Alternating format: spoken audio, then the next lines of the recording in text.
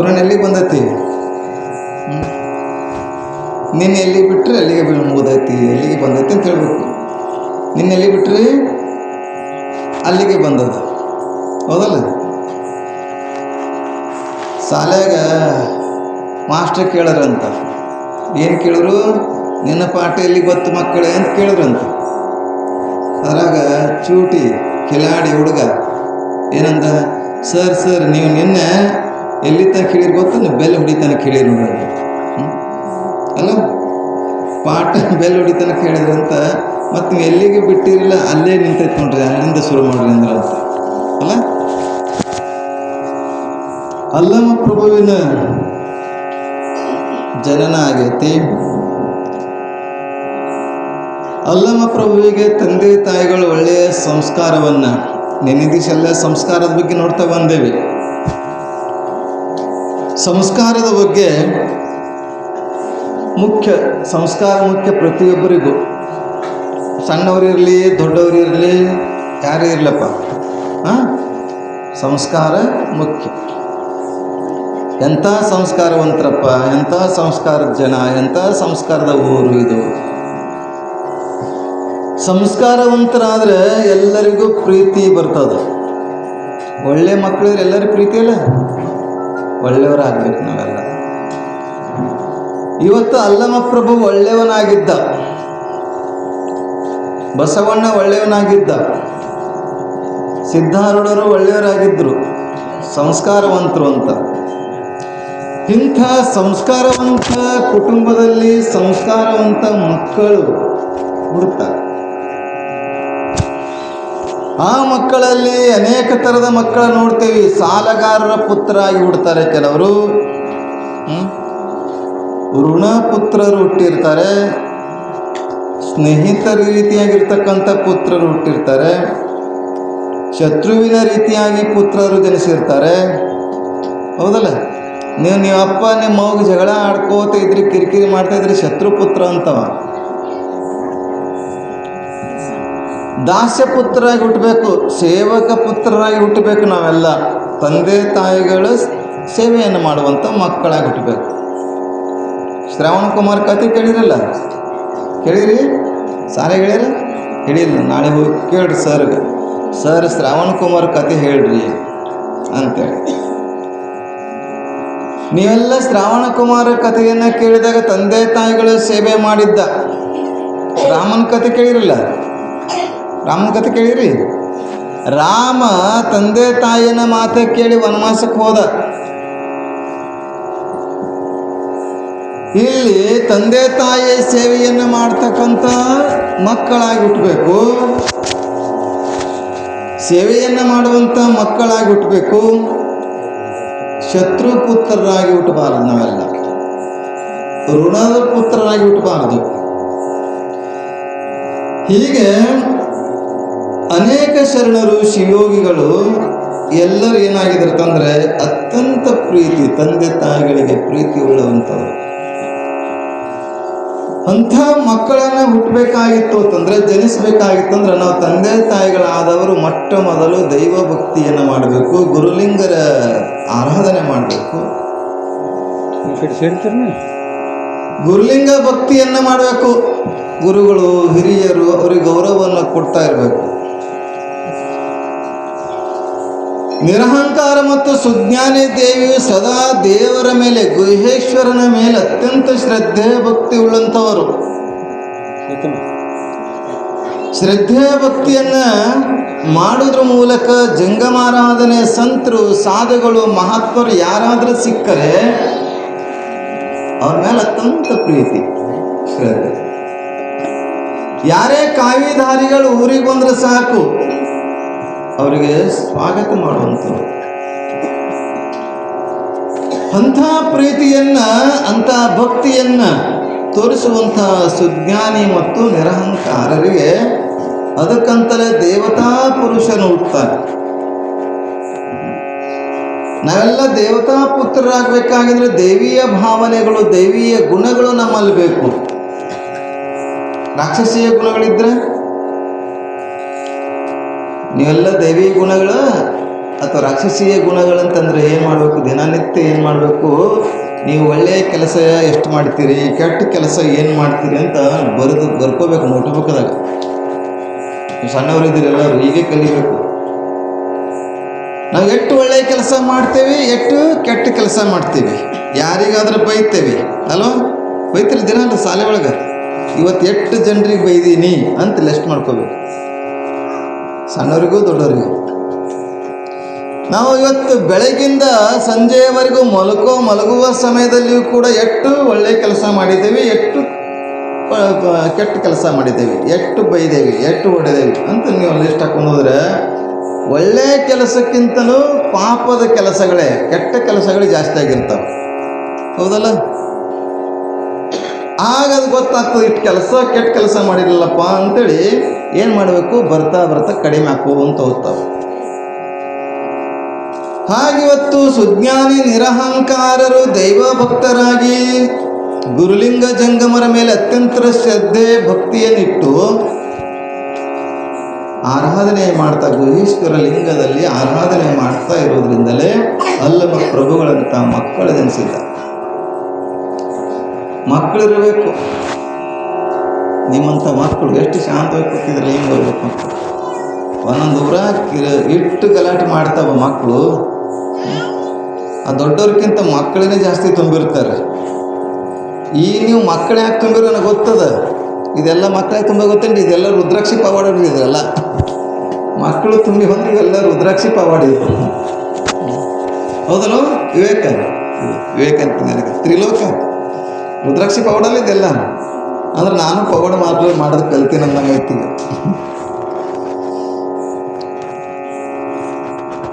ಅಕ್ಕ ಮಾದೇವಿ ಒಂದು ಮಾತನ್ನು ಹೇಳ್ತಾಳೆ, ಬಹಳ ಸುಂದರವಾದಂಥ ಮಾತು. ಮರವಿದ್ದು ಫಲವೇನು ನೆರಳಿಲ್ಲದನಕ್ಕ, ಮರವಿದ್ದು ಫಲವೇನು ನೆರಳಿಲ್ಲದನಕ್ಕ, ಹಸುವಿದ್ದು ಫಲವೇನು ಹಯನವಿಲ್ಲದನಕ್ಕ. ಬಹಳ ಸುಂದರವಾದಂಥ ಮಾತು. ಅಗಲಗಿದ್ದು ಫಲವೇನು ಮೌನವಿಲ್ಲದನಕ್ಕ, ನಾನಿದ್ದು ಫಲವೇನು ನಿಮ್ಮ ನೆನಹು ಇಲ್ಲದನಕ್ಕ. ಎಷ್ಟು ಚೆನ್ನಾಗಿ ಹೇಳ್ತಾರೆ. ಮನುಷ್ಯನಾಗಿ ಬಂದಿದ್ದೇವೆ. ಎಲ್ಲ ಶರಣ ದಂಪತಿಗಳ ಅಥವಾ ಅವ್ರ ತಂದೆ ತಾಯಿಗಳ ವಿಚಾರ ಮಾಡಿ ಚಿಂತನೆ ಮಾಡಿದರೆ ಎಲ್ಲ ದೈವ ಭಕ್ತರು. ಮರವಿದ್ದು ಫಲವೇನು ನೆರಳಿಲ್ಲದನಕ್ಕ, ಹಸುವಿದ್ದು ಫಲವೇನು ಹಯನವಿಲ್ಲದನಕ್ಕ, ರೂಪವಿದ್ದು ಫಲವೇನು ಗುಣವಿಲ್ಲದನಕ್ಕ, ಧನವಿದ್ದು ಫಲವೇನು ಧರ್ಮವಿಲ್ಲದನಕ್ಕ, ಅಲಗಿದ್ದು ಫಲವೇನು ಗೋನವಿಲ್ಲದನಕ್ಕ, ನಾನಿದ್ದು ಫಲವೇನು ನಿಮ್ಮ ನೆನಹು ಇಲ್ಲದನಕ್ಕ. ಚನ್ನ ಮಲ್ಲಿಕಾರ್ಜುನ ಚನ್ನ ಮಲ್ಲಿಕಾರ್ಜುನ ಚನ್ನ ಮಲ್ಲಿಕಾರ್ಜುನ. ಮಹಾದೇವಿ ಹೇಳ್ತಾಳೆ, ಈ ಜಗತ್ತಿನಲ್ಲಿರ್ತಕ್ಕಂಥ ಪ್ರತಿಯೊಂದು ವಸ್ತುಗಳನ್ನು ಆಧಾರವಾಗಿಟ್ಕೊಂಡು ಅವುಗಳನ್ನು ದೃಷ್ಟಾಂತವಾಗಿಟ್ಕೊಂಡು ನಾನು ನನ್ನದು ಅನ್ನುವಂಥ ಬಿಡಿಸೋಕ್ಕೆ ಪ್ರಯತ್ನ ಮಾಡ್ತಾಳೆ. ನಾ ಇದ್ದು ಫಲವೇನು ನಿಮ್ಮ ನೆನಹು ಇಲ್ಲದನಕ್ಕ. ಕೇಳಗತ್ತಿಲ್ಲ ವಚನ, ನೀವೆಲ್ಲ ವಚನ ಹೇಳ್ತಿರಲ್ಲ, ಮುಗಿದ ಮೇಲೆ ಹೇಳುವಂತೀರಿ. ನಾ ಇದ್ದು ಫಲವೇನು ನಿಮ್ಮ ನೆನಹು ಇಲ್ಲದನಕ್ಕ. ಹೇ ಪರಮಾತ್ಮ, ಹೇ ಚನ್ನ ಮಲ್ಲಿಕಾರ್ಜುನ, ನೀವು ಮಲ್ಲಯ್ಯನ ಮುಂದೆ ಕುತ್ಕೋಬೇಕು. ಮಲ್ಲಯ್ಯ ಇಲ್ಲದನ ಅಲ್ಲಿ ಗುಡಿಯಾಗ ಮಲ್ಲಯ್ಯನ ಮುಂದೆ ಕೂತ್ಕೊಂಡು ಅನ್ಬೇಕು, ಹೇ ಮಲ್ಲಿನಾಥ, ಹೇ ಮಲ್ಲಿಕಾರ್ಜುನ, ಹೇ ಮಲ್ಲಯ್ಯ, ಹೇ ಮಲ್ಲೇಶ ಅನ್ನೋ ನೂರಾರು ಹೆಸರು. ಮಲ್ಲೇಶ ಕಲ್ಲೇಶ ನೂರಾರು ಹೆಸರು. ಶಿವನಿಗೆ ಅಂತ ಗೊತ್ತದ ಹಾಡ. ನೂರಾರು ಹೆಸರದವ. ಪರಮಾತ್ಮನ ಮುಂದೆ ಕುತ್ಕೊಂಡು, ಲಿಂಗ ದೇವದ ಮುಂದೆ ಕುತ್ಕೊಂಡು, ಲಿಂಗಯ್ಯನ ಮುಂದೆ ಕುತ್ಕೊಂಡು, ಜಗಲಿ ಮೇಲೆ ದೇವರು ಅವಲ್ಲ ಅದ್ರ ಮುಂದೆ ಆದರೂ ಕುತ್ಕೊಂಡು, ನಾ ಇದ್ದ ಫಲವೇನು ನಿಮ್ಮ ನೆನಹು ಇಲ್ಲದನಕ್ಕ, ನಿನ್ನ ಸ್ಮರಣೆ ಇಲ್ಲದನಕ್ಕ. ನಾನು ನೀನು ಅನ್ನುವಂಥದ್ದು ಪರಮಾತ್ಮ ಜೀವಾತ್ಮರ ಸಂಬಂಧವಿದೆ, ಗುರು ಶಿಷ್ಯರ ಸಂಬಂಧವಿದೆ. ಇಂಥ ಲಿಂಗದೇವನ ಮತ್ತು ಅಂಗದೇವನ ಸಂಬಂಧವನ್ನು ಕಲ್ಪಿಸ್ತಾ ಇದ್ದಾರೆ. ಮನೆ ಮುಂದೆ ಒಂದು ದೊಡ್ಡದಾಗಿರ್ತಕ್ಕಂಥ ಮರ ಐತಿ. ಮರ ನೋಡಿರಲ್ಲ? ಮರ ಅಂದ್ರೆ ಏನು ಗೊತ್ತೈತಲ್ಲ? ಗಿಡ. ಇರುವಂಥ ಮರ. ಆ ಮರ ನೆರಳೇ ಇಲ್ಲ, ಮರದ ನೆರಳೇ ಇಲ್ಲ. ಮರಕ್ಕೆ ನೆರಳಿಲ್ಲ ಅಂದ್ರೆ ಏನು ಮಾಡ್ತೀರಿ? ತಮ್ಮ ಈ ಕಡೆ ನನಗೂ ಕೂಡ ಮಾತಾಡ್ರಿ, ನಾನು ಕೂಡ ಮಾತಾಡ್ತಿದ್ದೀನಿ. ನೀನು ಮರ ಐತಿ, ಗಿಡ ಅದ, ಗಿಡದಾಗ ಒಂದು ಕಾಯಿ ಇಲ್ಲ, ಹೂ ಇಲ್ಲ, ಹಣ್ಣಿಲ್ಲ ಅಂತ ಮರ ತೊಗೊಂಡು ಏನು ಮಾಡ್ತೀರಿ? ಏನು ಮಾಡೋಕ್ಕಾಗ್ತದನ? ಅದಕ್ಕೆ ಏನು ಮಾಡ್ತೀವಿ ಅಂತ ಕಡ್ದು ಹಾಕ್ತೀವಿ. ಆ ಮರದಿಂದ ಉಪಯೋಗ ಇಲ್ಲ ಅಂತಂದ್ರೆ ತೆಗೆದು ಹಾಕ್ತೇವೆ.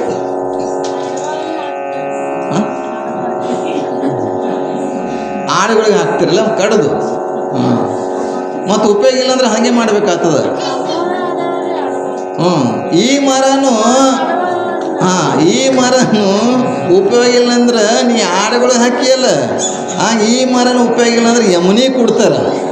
ಹುಷಾರಾಗಿ. ಅಷ್ಟೇ ಒಂದೇ ಮಾತು, ಜಾಸ್ತಿ ಮಾತಾಡ್ಬಾರ್ದು. ಅಷ್ಟೇ ಒಂದೇ ಮಾತು. ಎಷ್ಟು ಚಂದ ಹೇಳ್ದ ನೋಡ್ರಿ. ಅವ್ರ ಮರ ಏನಿಲ್ಲಂದ್ರೆ ಆಡುಗಳಿಗೆ ಹಾಕ್ತಾರಂತ. ಹಂಗೆ ಈ ಮರ ಉಪಯೋಗ ಇಲ್ಲ ಅಂತಂದ್ರೆ ಎಲ್ಲಿ ಹಾಕ್ತಾರ? ಯಮದೂತ್ರಿಗೆ ಕೊಡ್ತಾರ. ಅಷ್ಟ. ಹಾಗೆ ಮರ ಉಪಯೋಗ ಇಲ್ಲದ ಮರ ಏನು ಮಾಡ್ತೇವೆ? ಕಡ್ದು ಹಾಕ್ತೇವೆ, ಕಡಿತೇವೆ.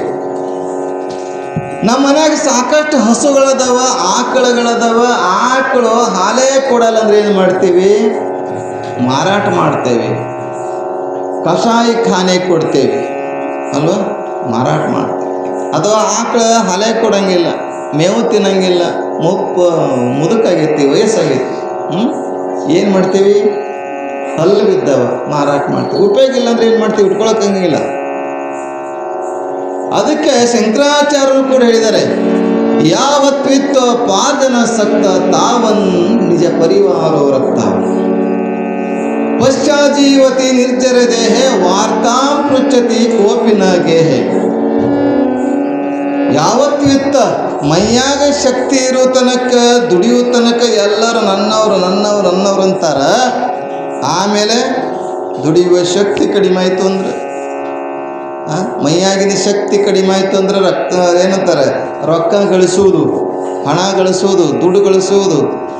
ದುಡಿಯುವ ಶಕ್ತಿ ಕಡಿಮೆ ಆಯ್ತಂದ್ರೆ ಇವ್ ಎದಕ್ಕೂ ಉಪಯೋಗ ಇಲ್ಲ ಅಂತ ದೂರ ಸರಿಸ್ತಾರ ಅಂತ ಹೇಳ್ತಾ ಏನು ಮಾಡ್ತಾರೆ? ವಾರ್ತಾಂ ನಿರ್ಜರ ದೇಹೆ ವಾರ್ತಾಂ ಪೃಚ್ಛತಿ ಕೋಪಿನ ಗೇಹೆ. ನಮ್ಮ ಮಾತು ಯಾರು ಕೇಳಂಗಿಲ್ಲ ಅಂತ ಮನ್ಯಾಗ ಅಂತ. ನಮ್ಮ ಮಠಕ್ಕೆ ಭಾಳ ಮಂದಿ ಬರ್ತಾರೆ ಪಂಚಾಂಗ ಕೇಳಕ್ಕೆ. ಯಪ್ಪ ನೋಡು, ಯಾಕೋ ಮನ್ಯಾಗ ಒಟ್ಟು ನನಗೆ ಸೇರಲಾಗ್ಯಾರ ಅಂತ ಹೇಳ್ತಾರೆ.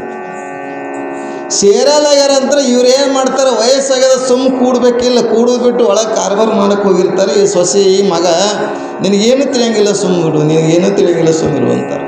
ಹೌದಾ? ನೀವು ಅಂತಾರೆ ಮನ್ಯಾಗ. ಸಣ್ಣವರಿದ್ದಾಗ ನಿನಗೇನು ತಿಳಿಯಂಗಿಲ್ಲ ಸುಮ್ಮ ಅಂದರು. ಮತ್ತು ದೊಡ್ಡವರಾದ್ಮೇಲೆ ಹೆಂಡತಿ ಬಂದಮೇಲೆ ನಿನಗೇನು ತಿಳಿಯಂಗಿಲ್ಲ ಸುಮ್ಮಿರು ಅಂತಾಳೆ. ಮುದುಕಾದ್ಮೇಲೆ ಮೊಮ್ಮಕ್ಕಳು ಕೂಡ ನಿನಗೇನು ತಿಳಿಯಂಗಿಲ್ಲ ಸುಮ್ಮ ಕೂಡತ್ತಾರೆ. ಮತ್ತು ತಿಳಿದಾರೆ ಯಾವಾಗ? ಎಲ್ಲ ಹೆಂಗಂತಾರೆ? ನಿಮ್ಗೇನು ತಿಳಿಯಂಗಿಲ್ಲ ಸುಮ್ಮಿರು ಅಂತ. ಹಾಗೆ ನಮಗೆ ಏನಾಗಿತ್ತಂದ್ರೆ ದುಡಿಯುವ ತನಕ ಎಲ್ಲಿವರೆಗೆ ಶಕ್ತಿ ಇರ್ತೋ ಅಲ್ಲಿವರೆಗೆ ನನ್ನವರು ನನ್ನವರು ಅಂತ. ದುಡಿಯುವ ಶಕ್ತಿ ತೀರಿದ ಬಳಿಕ ಅನ್ನವ ತನ್ನಲ್ಲಿರುವ ತನಕ ಎಲ್ಲರೂ ನನ್ನವರೆನ್ನುವರು. ಅನ್ನವ ತೀರಿದ ಮರುಕ್ಷಣವೇ ಯಾರೂ ನಿನ್ನವರಲ್ಲ. ಹಾಗಿಲ್ಲಿ ಆಕಳುಗಳು ಸಾಕಷ್ಟು ಆಕಳುಗಳಿದ್ದಾವೆ, ಹಸುಗಳಿದಾವ. ಹಸು ಹಾಲೇ ಕೊಡಂಗಿಲ್ಲ, ಮೇವು ತಿನ್ನಂಗಿಲ್ಲ, ಕರು ಹಾಕಂಗಿಲ್ಲ ಅಂದ್ರೆ ಅದನ್ನು ಮಾರ್ತೀವಿ. ಪರಮಾತ್ಮ ಸುಂದರವಾದಂಥ ರೂಪ ಕೊಟ್ಟಿದ್ದಾನೆ. ರೂಪ ಅದಲ್ಲ, ಬೆಳ್ಳಗಿದ್ದು ನೀನು ಹೆಂಗಿದ್ದಿ? ಬೆಳ್ಳಗಿದ್ದಿ. ಆ ರೂಪಕ್ಕೆ ತಕ್ಕಂತೆ ಗುಣನಿಲ್ಲ ಅಂದ್ರೆ ಏನು ಮಾಡ್ತೀವಿ? ಏನಪ್ಪ ಏನು ಮಾಡಬೇಕು? ರೂಪ ಕೊಟ್ಟನು ಪರಮಾತ್ಮ. ಶರೀರ ಅದ್ಭುತವಾದಂಥ ಶರೀರವನ್ನು ಕೊಟ್ಟಿದ್ದಾನೆ. ಈ ಶರೀರ ಇದ್ದು ಇದಕ್ಕೆ ಒಳ್ಳೆಯ ಗುಣನಿಲ್ಲ ಅಂದ್ರೆ JCB ನೋಡಿತ್ತಮ್ಮ, JCB ತಮ್ಮ ಈ ಕಡೆ ನನ್ನ ಕಡೆ ನೋಡ್ಬೇಕು, ನೀ ಯಾರ ಕಡೆ ನೋಡ್ಬಾರ್ದು, ನೀನೇ ಬಸವಣ್ಣ. ದೇಹವನ್ನು ಅದ್ಭುತವಾದಂಥ ದೇಹವನ್ನು ಕೊಟ್ಟಿದ್ದಾನೆ. ದೇಹವನ್ನು ಗುರುತಿಸಿ ಎಂತೆಂಥ ಯಂತ್ರಗಳನ್ನು ಕಂಡುಹಿಡಿದಿದ್ದಾರೆ. ಫ್ಯಾಕ್ಟ್ರಿ ಒಳಗೆ ಇಲ್ಲಿ ಹಾಕಿದ್ರೆ ಕಚ್ಚಾ ವಸ್ತು ಏನು ಪಕ್ಕ ವಸ್ತು ಇಲ್ಲಿ ಹಾಕಿದ್ರೆ ಕಚ್ಚಾ ವಸ್ತು ಬರ್ತದೆ, ಕೆಳಗೆ ಗೊತ್ತಾನು ಈ ಫ್ಯಾಕ್ಟ್ರಿ ಒಳಗೆ. ಆದರೆ ಆ ಫ್ಯಾಕ್ಟ್ರಿ ಒಳಗೆ ಕಚ್ಚಾ ವಸ್ತು ಹಾಕಿದ್ರೆ ಪಕ್ಕ ವಸ್ತು ಬರ್ತದೆ, ಗೊತ್ತಾನು. ಅದರೊಳಗೆ ಕಚ್ಚಾ ವಸ್ತು ಹಾಕಿದ್ರೆ ಪಕ್ಕ ವಸ್ತು ಬರ್ತದೆ. ಕಬ್ಬು ಹಾಕಿದ್ರೆ ಏನಾಗ್ತದೆ, ಕಬ್ಬು ಹಾಕಿದ್ರೆ ಬೆಲ್ಲು ಸಕ್ಕರೆಯಾಗಿ ಬರ್ತೈತಿ. ಇದ್ರೊಳಗೆ ಸಕ್ರೆ ಬೆಲ್ಲ ಹಾಕ್ರಿ ಏನು ಬರ್ತದೆ, ಏನು ಬರ್ತದೆ, ಪಕ್ಕ ವಸ್ತು ಹಾಕಿದ್ರೆ ಕಚ್ಚಾ ವಸ್ತುನೇ ಬರ್ತದೆ ಹೊರಗೆ. ಈ ಯಂತ್ರವನ್ನು ನೋಡಿ, ಶರೀರ ಎನ್ನುವ ಯಂತ್ರವನ್ನು ನೋಡಿ JCB ಕಂಡು ಹಿಡಿದ್ರು ನೋಡ್ರಿ. JCB ಕೆದರೋದು ಊಟ ಮಾಡ್ತೇವಲ್ಲ, ಎಷ್ಟು ಚಂದ ಕೈ ಕೊಟ್ಟಿದ್ದಾರೆ. ದಾನೇನ ಪಾಣಿರ್ನತು ಕಂಕಣೇನ, ಕೈಯದು ಕೊಟ್ಟಿದ್ದಾನೆ. ದಾನ ಧರ್ಮ ಪರೋಪಕಾರ ಮಾಡೋಕ್ಕೆ, ಎತ್ತಿ ಹಿಡಿಯಕ್ಕೆ, ಬೇಡ್ದವ್ರನ್ನ ಎತ್ತಿ ಹಿಡಿಯಕ್ಕೆ, ಒಂದಿಷ್ಟು ದೇವ್ರ ಪೂಜೆ ಮಾಡೋಕ್ಕೆ, ಒಂದಿಷ್ಟು ಗುರುವಿನ ಪೂಜೆ ಮಾಡೋಕ್ಕೆ ಕೈ ಕೊಟ್ಟ. ಇದನ್ನು ನೋಡೇ JCB ಕೈ ಥರನೇ ಅದಲ್ಲ ನೋಡಿದಿ. JCB ಅಂದ್ರೆ JDS, ಕಾಂಗ್ರೆಸ್ಸು, BJP ಅಂತ. ಇದನ್ನು ನೋಡಿಯೇ ಇಂಥ ದೇಹವನ್ನು ಕೊಟ್ಟಿದ್ದಾನೆ, ರೂಪ ಕೊಟ್ಟಿದ್ದಾನೆ. ರೂಪವಿದ್ದು ಫಲವೇನು ಗುಣವಿಲ್ಲದನಕ್ಕ.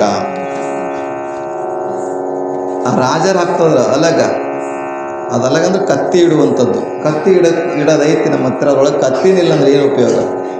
ಬಂದೂಕದ ಗೋಳಿ ಇದ್ದರೆ ಪ್ರಯೋಜನ, ಗೋಳಿನಿಲ್ಲ ಅಂದ್ರೆ ಪ್ರಯೋಜನ ಇಲ್ಲ. ಸುಮ್ಮನೆ ಹೆದರ್ಸೋದಷ್ಟೇ. ನಮ್ಮಲ್ಲಿ ಬಂದೂಕದಂತ ಗೋಳಿ ಇರಬೇಕಾದ್ರೆ. ಇವೆಲ್ಲವನ್ನ ಹೇಳ್ತಾ ಅಕ್ಕ ಮಾತು ಹೇಳ್ತಾರೆ, ನಾ ಇದ್ದ ಫಲವೇನು. ಅದಕ್ಕೆ ದಾಸಿಮೇದರು ಕೂಡ ಒಂದು ಮಾತನ್ನು ಹೇಳ್ತಾರೆ, ಕಾಯ ನಿಮ್ಮದಾನ ಜೀವ ನಿಮ್ಮದಾನ, ಕಾಯ ನಿಮ್ಮದಾನ ಜೀವ ನಿಮ್ಮದಾನ, ಕಾಯ ಜೀವ ಉಳ್ಳಡೆ, ಕಾಯ ಜೀವ ಉಳ್ಳಡೆ, ನೆನೆಯದ ಕುನ್ನಿಗಳ ಏನೆಂಬೆ, ನಿಮ್ಮ ನೆನೆಯದ ಕುನ್ನಿಗಳ ಏನೆಂಬೆ, ರಾಮನಾಥ ರಾಮನಾಥ ಹೇಳ್ತಾರೆ. ಕಾಯ ನಿಮ್ಮದಾನ ಜೀವ ನಿಮ್ಮದಾನ. ಕಾಯ ಅಂದ್ರೆ ಶರೀರ, ಕಾಯನು ಪರಮಾತ್ಮನ ಕೊಟ್ಟಿದ್ದಾನೆ, ಇದ್ರೊಳಗೆ ಜೀವನು ಪರಮಾತ್ಮನ ಕೊಟ್ಟಿದ್ದಾನೆ. ನಿಮ್ಮ ಅವ್ವ ನಿಮ್ಮ ಅಪ್ಪ ಕೊಟ್ಟರು ತಮ್ಮ? ಇಲ್ಲಲ್ಲ, ದೇವ್ರು ಕೊಟ್ಟನಲ್ಲ ಅಂತಾರೆ. ಏನಾರಿದ್ರು ದೇವ್ರು ಕೊಟ್ಟನ ನಮ್ಮ ಮೇಲೆ ಹಾಕೊಳ್ಳೋದು. ಒಳ್ಳೇದು ಮಾಡ್ರೆ ಏನೂ ಮಾಡಿರಂದ್ರೆ ಏನು ಮಾಡಲಿ, ದೇವರು ಕೊಟ್ಟನ, ದೇವ್ರು ಇಟ್ಟನ, ದೇವರು ಕೊಟ್ಟನ, ದೇವರು ಇಟ್ಟಂಗಿರಬೇಕು ಅನ್ನುವಂಥದ್ದನ್ನು ಮಾಡ್ತೇವೆ. ಆದರೆ ಈ ದೇಹ ಜೀವ ದೇಹ ಇರೋದ್ರೊಳಗಾಗಿ ಪರಮಾತ್ಮನ ಸ್ಮರಣೆ ಮಾಡಬೇಕ ಬೇಡ? ದೇವ್ರು ಕೊಟ್ಟನಂದ್ರೆ ಪರಮಾತ್ಮನ ಸ್ಮರಣೆ ಮಾಡುವಂಥದ್ದು. ಇಂಥ ಸ್ಮರಣೆಯನ್ನು ಮಾಡದೆ ಹೋಗಿದ್ರ ಇವು ಏನು ಮರ ರೂಪ ಹಸು ಅಲ್ಲಗ ಸಾಕಷ್ಟು ಸಂಪತ್ತಿದೆ. ಧರ್ಮವಿಲ್ಲದನಕ್ಕ ಧರ್ಮ ಇಲ್ಲಾಂದ್ರೆ ಏನು ಪ್ರಯೋಜನ? ಇವೆಲ್ಲವನ್ನು ಹೇಳ್ತಾ ಇಲ್ಲಿ ಬರ್ತಾರೆ. ಪರಮಾತ್ಮ ಎಲ್ಲವನ್ನ ಕೊಟ್ಟಿದ್ದಾನಂತಂದ್ರೆ ವಿಚಾರ ಮಾಡಬೇಕು. ಅವನ ಸ್ಮರಣೆಯ ಮಾತ್ರ ನಾವು ಮರಿಬಾರದು. ಹರ ಪೂಜೆ ಗುರು ಸೇವೆ ವರ ಪುಣ್ಯವಿಲ್ಲದೆ ಬರಿದು ಸುಖ ಭೋಗವ ದೊರಕುವುದುಂಟೆ ಆತ್ಮ ಹೇಳಿಲ್ಲ? ಹರ ಪೂಜೆ ಗುರು ಸೇವೆ ವರ ಪುಣ್ಯವಿಲ್ಲದೆ ಬರಿದ ಸುಖ ಭೋಗವ ದೊರಕುವುದುಂಟೆ ಆತ್ಮ. ಹಣವಿದ್ದಾಗಲೇ ಭಕ್ತಿ, ನೆನವಿದ್ದಾಗಲೇ ಮುಕ್ತಿ ಪಡೆಯ ಆತ್ಮ. ಕೈ ಕಾಲು ಎಲ್ಲ ಗಟ್ಟಿರುವಾಗಲೇ ಪರಮಾತ್ಮನ ಸ್ಮರಣೆಯನ್ನು ಮಾಡಬೇಕು ಅಲ್ವ? ಕೈಕಾಲ ಮುಗಿದ ಮೇಲೆ ಅವಾಗ ಶಿವ ಅನ್ಬೇಕನ್ನ, ಅವಾಗ ಕೂತು ಹೇಳುವಾಗ ಶಿವ ನಿಂತೇಳುವ. ಕೈ ನೋವಾದಾಗ ಸಂಕಟ ಬಂದಾಗ ವೆಂಕಟರಮಣನವರೇ ಬಹಳ ಮಂದಿ ಇರ್ತದೆ. ಇದ್ದಾಗ ಶಕ್ತಿ ಇದ್ದಾಗ ಯಾರೂ ಸ್ಮರಣೆ ಮಾಡೋದಿಲ್ಲ. ಇಲ್ಲಿ ಇಬ್ರು ಗಂಡ ಹೆಂಡತಿ ತಮ್ಮ, ಇಬ್ರು ಗಂಡ ಇಬ್ರು ಹೆಂಡತಿ ಇಬ್ರು, 4 ಜನ ಅಲ್ಲ, ಗಂಡ ಹೆಂಡತಿ ಇಬ್ಬರು ಅಂತಂದೇವೆ. 4 ಜನ ಆದ್ರೆ ಇಬ್ಬರು ಆದರು, ಗಂಡ ಹೆಂಡತಿ ಇಬ್ಬರು, 4 ಮಂದಿ. ಇಬ್ಬರು ಗಂಡ ಹೆಂಡತಿ, ಇಬ್ಬರೇ, ಎರಡೇ, ಒಂದು ಹೆಂಡತಿ ಒಂದು ಗಂಡ. ಗಂಡ ಹೆಂಡತಿ ಇದ್ರು ಬಹಳ ಏನು ಬಡತನ ಕುಟುಂಬ. ಕತೆ ಕೇಳ್ತೀರಿ ಎಲ್ಲರೂ? ಮಕ್ಕಳಿಗೋಸ್ಕರ ಕತೆ ಇದು. ಈಗ ನಿಮ್ದೆಲ್ಲ ಮೂಲ ದೊಡ್ಡವರು, ಇವೆಲ್ಲ ಮಕ್ಕಳು ಮುಂದೆ ದೊಡ್ಡ ಮಕ್ಕಳಾಗ್ತಿರಲ್ಲ, ಈಗ ಸಣ್ಣ ಮಕ್ಕಳಿದ್ರಿ, ಮುಂದೆ ದೊಡ್ಡ ಮಕ್ಕಳಾಗಬೇಕು. ಅವ್ರಂಗೆ ಅವರು ಮಕ್ಕಳೀಗ. ಇಬ್ಬರು ಗಂಡ ಹೆಂಡತಿ ಭಾಳ ಬಡತನ, ತುಂಬ ಬಡತನ. ಕೂಲಿ ನಾಲಿ ಮಾಡಿದರೆ ಹೊಟ್ಟೆ ತುಂಬುವಂಥದ್ದು. ಇದು ಯಾಕೆ ಹೇಳೈತಿ ಅಂದ್ರೆ, ಮಹಾದೇವಿ ಯಾಕೆ ಹೇಳಿದಾಳಲ್ಲ, ನಾ ಇತ್ತು ಫಲವೇನು ನಿಮ್ಮ ನೆನಹು ಇಲ್ಲದನಕ್ಕ. ಪರಮಾತ್ಮ ನೋಡಬೇಕು, ಪರಮಾತ್ಮನ ಕಾಣಬೇಕಂದ್ರೆ ಎಷ್ಟು ಕಷ್ಟ ಪಡಬೇಕು. ಸುಮ್ಮನಿಲ್ಲ. ಈಗ ಮಜ್ಜಿಗೆ ನಿಮ್ಮ ಮನೆಗೆ ಹಾಲವಲ್ಲಪ್ಪ, ಹಾಲವ, ಹಾಲಿನಲ್ಲಿರ್ತಕ್ಕಂಥ ಬೆಣ್ಣೆ ಅಥವಾ ತುಪ್ಪ, ಹಾಲು ತುಪ್ಪ ಐತಲ್ಲ, ಆ ತುಪ್ಪ ತೆಗಿಬೇಕಾದ್ರೆ ಎಷ್ಟು ಪ್ರಯತ್ನ ಮಾಡಬೇಕು, ಪ್ರಯತ್ನ ಮಾಡಬೇಕು. ಹಾಗೆ ಸುಮ್ಮನೆ ತುಪ್ಪ ಬಾ ಅಂದ್ರೆ ಬರ್ತೈತಿ? ಅದಕ್ಕೇನೆ ಪ್ರಯತ್ನ ಮಾಡಬೇಕು. ಕೆಪ್ಪ ಹಾಕಬೇಕು, ಅದಕ್ಕೆ ಬಿಸಿ ಮಾಡಬೇಕು, ಬೆಚ್ಚಗೆ ಮಾಡಿ ಕಾಯ್ದು ಉಗುರು ಬಿಸಿ ಇದ್ದಾಗ ಒಂದು ಚಮಚ ಮೊಸರು ಹಾಕಬೇಕು, ಹೆಪ್ಪ ಹಾಕಬೇಕು. ಹೆಪ್ಪ ಹಾಕಿದ ಮೇಲೆ ಅದು ಗಟ್ಟಿ ಆಗ್ತದೆ, ಮೊಸರು ಆಗ್ತದೆ. ಕಡಿಬೇಕು, ಕಡ್ದಾಗ ಬೆಣ್ಣೆ ಹೊರಗೆ ಬರ್ತದೆ, ಮಜ್ಜಿಗೆ ಉಳಿತದೆ. ಬೆಣ್ಣೆ ತೆಗೆದ ಮೇಲೆ ಅದಕ್ಕೆ ಮತ್ತೆ ಕಾಸಬೇಕು, ಕಾಸಿದ್ರೆ ಏನು ತುಪ್ಪ ಆಗ್ತದೆ. ತುಪ್ಪ ಆದಮೇಲೆ ಗಪ್ಪ ಆಗ್ತದೆ. ಹಾಲು ಸ್ವಲ್ಪ ಟೈಮ್ ಅಷ್ಟೇ ಇರ್ತದೆ, ಮೊಸರು ಮಜ್ಜಿಗೆ ಸ್ವಲ್ಪ ಟೈಮ್ ಅಷ್ಟೇ ಇರ್ತದೆ, ಕೆಟ್ಟು ಹೋಗ್ತದೆ. ಆದರೆ ತುಪ್ಪ ಮಾತ್ರ ಕೆಡಂಗಿಲ್ಲ. ಹಾಗೆ ಕೆಡಲಾರದ ವಸ್ತು ಅಂದರೆ ಪರಮ ಸತ್ಯ ಇದೆಲ್ಲ, ಪರಮಾತ್ಮನ ಸ್ಥಿತಿ ಇದೆಲ್ಲ, ಅದು ಕೆಡಲಾರದಂಥ ವಸ್ತು. ಹಾಗಿಲ್ಲಿ ಬಡ ಕುಟುಂಬ, ದಂಪತಿಗಳು ದುಡಿದಿದ್ರೆ ಹೊಟ್ಟೆ ತುಂಬುವಂಥ ಕುಟುಂಬ. ಒಂದು ಸಲ ಅವ್ರಿಗೆ ಭಾಳ ವರ್ಷಗಳ ನಂತರ ಒಂದು ಮಗು ಆಗ್ತದೆ. ತಮ್ಮ ತ್ರಿಲೋಕ್ ನನ್ಕ ನೋಡ್ಬೇಕು, ನೀ ಯಾಕೆ ನೋಡ್ಬೇಕು, ನಿನ್ನ ಕತೆ ಹೇಳಕತ್ತೀನಿ ಇದು. ನಿಮ್ಮ ಮನೆ ಹೋಗಿ ಹೇಳಬೇಕು. ಭಾಳ ದಿವಸ ಆದಮೇಲೆ ಒಂದು ಮಗು ಆಗ್ತದೆ. ಅದಕ್ಕೆ ನಾವೆಲ್ಲ ಪುರಾಣಕ್ಕೆ ಹೋದಲ್ಲಿ ಏನು ಮಾಡ್ತೀವಿ, ಬಸವಣ್ಣ ಇಟ್ಕೊಂಡಿರ್ತೀವಿ. ನೀವು ಏನ್ರಿ ಬೇಕಾದ್ರೆ ನೋಡ್ಕೊಳ್ಳಿ, ಬಸವಣ್ಣ ನೋಡಿ ಮಾತಾಡ್ತಾ ಇರ್ತೇವೆ ನಾವೆಲ್ಲ. ಅದು ಪದ್ಧತಿ ಇಲ್ಲ ಅನ್ನಿಸ್ತದೆ, ಅದಕ್ಕೆ ನಾವು ಸುಮ್ಮ ಕೂತೇವೆ. ನೀವು ಹೆಂಗೆ ನಿಮ್ಮ ಪದ್ಧತಿಗೆ ನಾವು ಹೋಗೋರು, ಅದಕ್ಕೆ ನಾವು ನೀವು ಸರಳ ನಾವು ಸರಳ, ಹೆಂಗದ ಹಂಗೆ ಬಂದಂಗೆ ಹೋದ್ರೆ ಬಂಧನ ಇಲ್ಲಂತ. ಹೌದಲ್ರಿ ಗೌಡ್ರು? ನಮಗೂ ಬಂಧನ ಇಲ್ಲರಿ, ನಿಮಗೂ ಬಂಧನ ಇಲ್ಲ. ಎದ್ದಾದ್ರೂ ಹೋಗ್ಬೋದು, ಬಂದಾದ್ರೂ ಕುತ್ಕೋಬಹುದು. ಹಾಗಿಲ್ಲಿ ಆ ಕುಟುಂಬಕ್ಕೆ, ಬಡ ಕುಟುಂಬಕ್ಕೆ ಹಲವಾರು ವರ್ಷದ ನಂತರ ಒಂದು ಮಗು ಆಗ್ತದೆ. ನನಗೆ ಒಂದೊಂದ್ಸಲ ಸಮಸ್ಯೆ ಬರ್ತದೆ, ಇವರೆಲ್ಲ ಹಿರಿಯರು ಕೂತಾರ, ಇಲ್ಲಿ ವೇದಾಂತ ಹೇಳಬೇಕು, ಇಲ್ಲಾಂದ್ರೆ ಸುಮ್ಮನೆ ಏನೋ ಹಾಸ್ಯ ಕಥೆಗಳು, ಏನೋ ಕಥೆಗಳು, ಗಂಡ ಹೆಂಡತಿ ಕಥೆಗಳು ಹೇಳಿ ಮುಗಿಸ್ಬೇಕು ಅಂತ ಒಂದೊಂದ್ಸಲ. ಅದಕ್ಕೆ ನಾನು ಎಲ್ಲ ಮಿಕ್ಸ್ ಮಾಡಿ ಹೇಳ್ತಾ ಇರ್ತೀನಿ. ಇವಾಗ ಮಕ್ಕಳ ಸಂಖ್ಯೆ ಹೆಚ್ಚಾಗುತ್ತೆ, ಮಕ್ಕಳ ಬಗ್ಗೆನೇ ಹೆಚ್ಚಾಗಿರ್ಬೇಕಾಗ್ತದೆ. ಮಗು ಆಯಿತು, ಇಬ್ಬರು ಗಂಡ ಹೆಂಡತಿ ಮಾತಾಡ್ತಿರ್ತಾರೆ. 2-3 ವರ್ಷ ಆಗೈತೆ ಮಗು. 2-3 ವರ್ಷದ ಮಗು. ಆಗ ಗಂಡ ಹೆಂಡತಿ ಮಾತಾಡ್ತಿರ್ತಾರೆ, ನಮ್ಮಪ್ಪ ಬಡವದಾನ, ಮತ್ತು ನಾನು ಬಡವಿದ್ದೆ, ನಮ್ಮ ಅಜ್ಜನೂ ಬಡವ ಇದ್ದಾರೆ. ನಮ್ಮ ಮನೆತನ ಇಡೀ ಬಡ ಕುಟುಂಬದಿಂದ ಬಂದಿರುವಂಥದ್ದು. ಮುಂದೆ ಮಗ ಬೆಳೆದು, ಈಗ ಸಣ್ಣ ಮಗ, ಒಂದು 2-3 ವರ್ಷದ ಮಗ ಇದೆ. ದೇವರ ಆಶೀರ್ವಾದದಿಂದ ನಮ್ಮ ಮಕ್ಕಳಾಗಿದ್ದಾವೆ, ಮಗು ಆಗೈತಿ. ಅದು ದೊಡ್ಡದಾದ್ಮೇಲೆ ಪ್ರಶ್ನೆ ಮಾಡಬಾರ್ದು. ಈಗಿನ ಮಕ್ಕಳು ನಿಮಗೆಲ್ಲ ಗೊತ್ತಿದೆ, ಅನುಭವಕ್ಕೆ ಆಗಿರ್ಬೋದು. ನೀ ಏನು ಮಾಡಿದೆ ಅಂತ ಪ್ರಶ್ನೆ ಮಾಡ್ತಾವೆ ಮಕ್ಕಳು ನಮಗೆ. ನಿಮ್ಮಲ್ಲಿ ಅಂತರಿಲ್ಲ ಗೊತ್ತಿಲ್ಲ, ಕೆಲವು ಕಡೆ ಹಿಂಗೆ ಅಂತವೆ, ನೀ ಏನು ಮಾಡಿದ್ದಿ ಅಂತಂತವೆ. ನಿಮ್ಮಲ್ಲಿ ಅನ್ನಲ್ಲವ ಅಂತವ? ನಿಮ್ಮಲ್ಲಿ ನೀವು ಏನು ಮಾಡಿದಿ ಅಂತ ಪ್ರಶ್ನೆ ಮಾಡಬಾರ್ದು ಅನ್ನೋಗೋಸ್ಕರ ಇಬ್ಬರು ತಂದೆ ತಾಯಿಗಳ ಮಾತಾಡ್ತೀವಿ, ಗಂಡ ಹೆಂಡತಿ ಮಾತಾಡ್ಕೊಳ್ತಾರೆ. ಇಲ್ಲ, ಮಗ ಬೆಳೆದು ದೊಡ್ಡವನಾದ್ಮೇಲೆ ಏನು ಮಾಡಿದಿ, ನನಗಾಗಿ ಏನು ಗಳಿಸಿದಿ, ಏನು ಇಟ್ಟಿದಿ ಅನ್ನುವ ಪ್ರಶ್ನೆ ಮಾಡಬಾರ್ದು. ಅದಕ್ಕೆ ನಾ ಬೆಂಗಳೂರಂಥ ಸಿಟಿಗೆ ಹೋಗಿ, ದೊಡ್ಡ ಸಿಟಿ, ಅಲ್ಲಿ ಹೋಗಿ ಒಂದಿಷ್ಟು ಕೆಲಸ ಮಾಡಿ, ಒಂದಿಷ್ಟು ಏನಾದರೂ ನೌಕರಿ ಮಾಡಿ, ಮಗನಿಗಾಗಿ ಒಂದಿಷ್ಟು ಸಂಪತ್ತನ್ನು, ಒಂದಿಷ್ಟು ಏನೋ ಕೂಡಿಡೋಣ ಅಂತ ವಿಚಾರ ಮಾಡ್ತಾನೆ. ಹೆಂಡತಿ ಹೇಳ್ತಾಳೆ, ನೀವು ಹೋದ್ರೆ ನಾವು ಒಬ್ಬಳೇ ಇರಬೇಕಲ್ಲ, ಈ ಮಗುನ ಜಾಕಿ ಮಾಡಿಕೊಂಡು ಬೆಳೆಸ್ತಾ ಒಬ್ಬಳೇ ಇರಬೇಕಲ್ಲ, ಅದಕ್ಕೆ ನೀವು ಹೋಗಬೇಡ್ರಿ, ಇಲ್ಲೇ ಏನಾದರೂ ಮಾಡಿರಿ ಊರಾಗ. ಇಲ್ಲ, ನಾವು ಹೋಗ್ತೀನಿ, ಇಲ್ಲೇನು ಕೆಲಸ ಸಿಗ್ತಾವೆ, ಹೋದ್ರೆ ಯಾರು ಹೊಲಕ್ಕರ ದುಡ್ಯಾಕೆ ಹೋಗಬೇಕು, ಇಲ್ಲಾಂದರೆ ಏನು ಕೆಲಸ ಇಲ್ಲ ಇಲ್ಲಿ, ಅದಕ್ಕೆ ಸಿಟಿಗೆ ಹೋದ್ರೆ ಏನಾದರೂ ಕೆಲಸ ಸಿಗ್ತಾವ ಅಂತ ವಿಚಾರ ಮಾಡಿ ಹೋಗ್ತಾನೆ. ಹೇಳಿ ಮುಂಜಾನೆ ಮರುದಿವ್ಸ ಒಂದು 2 ದಿವಸ ಬಿಟ್ಟು ಹೋಗ್ತಾನೆ. ಮಗ ಸಣ್ಣ ಹುಡುಗ, 2-3 ವರ್ಷದ ಹುಡುಗ. ಕೆಲಸಕ್ಕೆ ಹೋಗಿ ಏನು ಮಾಡ್ತಾನೆ ಅಂದ್ರೆ ತಿಂಗಳು ಏನು ಮಾಡ್ತಾನೆ, ಮನಿ ಆರ್ಡರ್ ಗೊತ್ತತ್ತವ, ಮನಿ ಆರ್ಡರ್ ಅಂತಿತ್ತು. ಈಗ ಫೋನ್ಪೇ, ಗೂಗಲ್ ಪೇ ಅಲ್ಲ. ಆಗ ರೊಕ್ಕ ಕಳಿಸ್ಬೇಕಾದ್ರೆ ಪೋಸ್ಟ್ ಆಫೀಸಿಂದ ಕಳಿಸ್ರಿ. ಮಕ್ಕಳಿಗೆ ಗೊತ್ತಿಲ್ಲ ರೀ, ಎಮೋ ಅಂದ್ರೆ ಗೊತ್ತಾಗಲ್ಲ ಇವಕ್ಕೆಲ್ಲ. ಎಮೋ ಅಂದ್ರೆ ಗೊತ್ತನು, ಮನಿ ಆರ್ಡರ್ ಅಂತ. ಬಾಯಿ ತೆಗೆದು ಕೇಳ್ತಾನವ. ಮನಿ ಆರ್ಡರ್ ಮಾಡ್ತಿದ್ರು, ಎಮೋ ಮಾಡ್ತಿದ್ರು. ಈಗೆಲ್ಲ ಏನು ಕಳಿಸೋದು ಬೇಕಾಗಿಲ್ಲ, ಅಲ್ಲಿ ಫೋನಾಗ ಹಾಕ್ತಾರೆ, ಇಲ್ಲಿ ಫೋನ್ದಾಗ ಬರ್ತವೆ. ಈಗ ಮನಿ ಆರ್ಡರ್ ಮಾಡ್ತಾ ಇದ್ದ. ಒಂದು ಹಲವಾರು ದಿವಸ, ಹಲವಾರು ವರ್ಷ ಮಾಡ್ದ. ಮಗ ಬೆಳೀತು ದೊಡ್ಡವನಾದ 7-8 ವರ್ಷ ಆಗಿತ್ತು. ಸಾಲಿ ಹಾಕಿದ್ರು ತಾಯಿ ಅಲ್ಲೇ ಊರಾಗ ಕಸ ಮೊಸರಿ ಬಾಂಡೆ ಬಟ್ಟೆ ತೊಳಿತಾ ಅಡುಗೆ ಮಾಡ್ತಾ ಅವ್ರ ಮನೆ ಇವ್ರ ಮನೆ ಕೆಲಸ ಮಾಡ್ತಾ ಆ ಮಗುವಿಗೆ ಬೆಳೆಸೋಕ್ಕೆ ಶುರು ಮಾಡಿದ್ರು. ಒಳ್ಳೆಯ ಸಂಸ್ಕಾರವನ್ನು ಕೊಡ್ತಾ ಶಾಲೆಗೆ ಸೇರಿಸ್ತಾಳೆ. ಶಾಲೆಗೆ ಸೇರಿಸ್ಮೇಲೆ ಶಾಲೆಯಲ್ಲಿ ಒಂದು ಸಲ ಸಭೆ ಇಡ್ತಾರೆ. ಸಭೆ ಇರ್ತೈತಲ್ಲ ಶಾಲೆಯೊಳಗೆ, ಪಾಲಕರ ಸಭೆ ಇರ್ತಾರಲ್ಲ. ಪಾಲಕರ ಸಭೆ ಇಟ್ಟರು. ಸಭೆ ಒಳಗೆ ಮಾಸ್ಟ್ರ್ ಹೇಳ್ತಾರೆ, ಹೆಡ್ ಮಾಸ್ಟ್ರ್ ಹೇಳ್ತಾರೆ, ನಿಮ್ಮ ತಂದೆ ತಾಯಿಗಳನ್ನು ಕರ್ಕೊಂಬರ್ರಿ. ಇವತ್ತು ಪಾಲಕರ ಸಭೆ ಐತಿ, ತಂದೆ ತಾಯಿಗಳ ಸಭೆ ಅದ, ನೀವೆಲ್ಲರೂ ಕರ್ಕೊಂಬರ್ಬೇಕು ಅಂತ ಮಕ್ಕಳಿಗೆ ಹೇಳಿ ಕಳಿಸ್ತಾರೆ.